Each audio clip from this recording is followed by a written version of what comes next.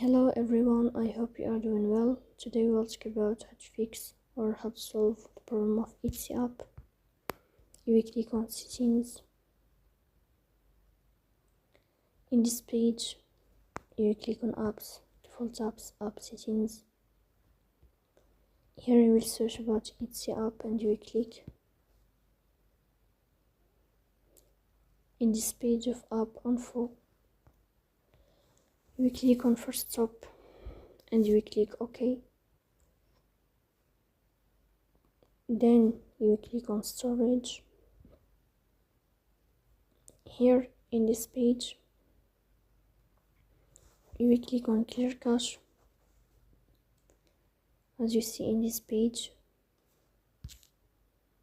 you will turn off your phone and then you will restart your phone again. So please don't forget to support us by like and subscribe. See you next time.